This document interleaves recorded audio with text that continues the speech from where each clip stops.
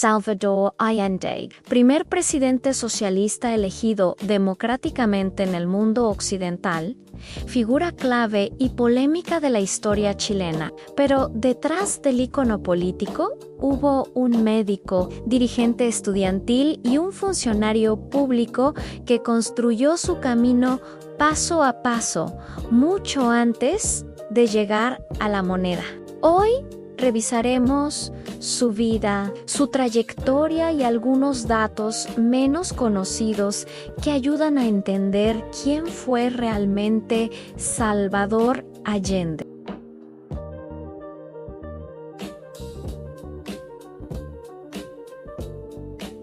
Allende nació el 26 de junio de 1908 en Santiago de Chile. Provenía de una familia de clase media acomodada. Su padre era abogado y su madre tenía ascendencia belga. Ese origen le permitió acceder a educación de calidad, pero también generaría más adelante tensiones sobre su autenticidad como representante del mundo. Obrero, cuando ingresó a medicina en la Universidad de Chile, comenzó su primera vida pública. Fue presidente del Centro de Estudiantes de Medicina y llegó a liderar la Federación de Estudiantes. En su tesis Higiene Mental y Delincuencia, con la que se tituló, surge un tema que lo acompañaría toda la vida: la idea de que las condiciones sociales influyen directamente en la salud y en el comportamiento humano.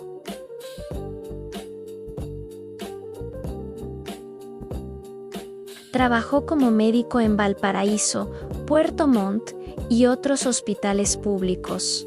Esos recorridos en postas rurales y salas de urgencia marcaron profundamente su visión social y luego se convertirían en parte de su discurso político. 33 participó en la fundación del Partido Socialista de Chile, articuló puentes entre profesionales, obreros y estudiantes. Su capacidad para hablar en simples temas complejos, sobre todo de salud, lo volvió una figura respetada. En 1939, con apenas 31 años, fue nombrado ministro de Salud del gobierno de Pedro Aguirre Cerda. Allí impulsó políticas sanitarias, campañas de vacunación y reformas de asistencia social. A lo largo de las décadas de 1940, 50 y 60, Allende se convirtió en una figura habitual del Congreso. Fue diputado y luego senador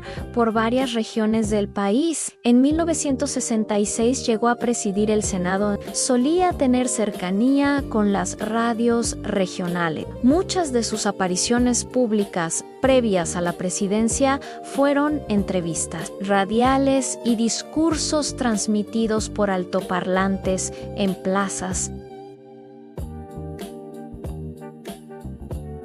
Antes de ganar en 1970, Allende perdió 3 elecciones presidenciales en el 52, 58 y 64. En cada derrota fue distinta y lo obligó a ajustar su discurso. En 1970 llegó a su 4ª candidatura con un mensaje claro: construir el socialismo por vía democrática. Prometió la nacionalización del cobre, profundizar la reforma agraria y expandir la salud y educación públicas. Ganó por un margen estrecho y al no alcanzar mayoría absoluta, su elección debió ser ratificada por el Congreso. Ese detalle muestra la fragilidad institucional de su triunfo y la necesidad de acuerdos políticos desde el primer día. En los primeros meses de su mandato, promulgó el decreto N. 2071, que otorgó indulto a prisioneros condenados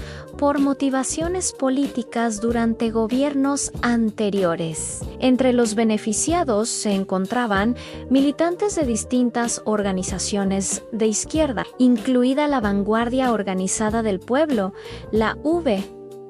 El indulto generó debate desde el principio. Para algunos era un gesto de apertura democrática, para otros un riesgo para la seguridad interna. La controversia aumentó cuando, tras su libertad, algunos exmiembros de la VOP retomaron acciones violentas, culminando meses después en el asesinato del exministro Edmundo Pérez Ulloa. Allende condenó públicamente el atentado, calificando a sus autores como enemigos de la patria.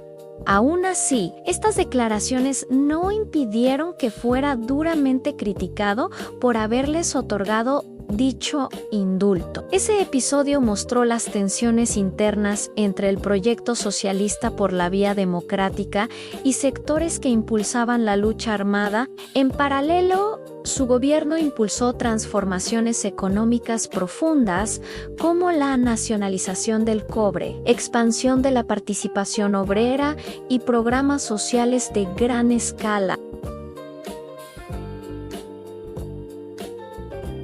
El 11 de septiembre de 1973, las Fuerzas Armadas ejecutaron un golpe de Estado. Ese día, Allende permaneció en La Moneda hasta el final, acompañado por su círculo cercano y elementos de seguridad. Murió en el Palacio Presidencial. Investigaciones posteriores, incluidas pericias forenses realizadas décadas después, concluyeron que se suicidó durante el ataque. Su muerte convirtió su figura en un símbolo internacional y su legado continúa siendo interpretado desde posiciones políticas, académicas y emocionales muy distintas.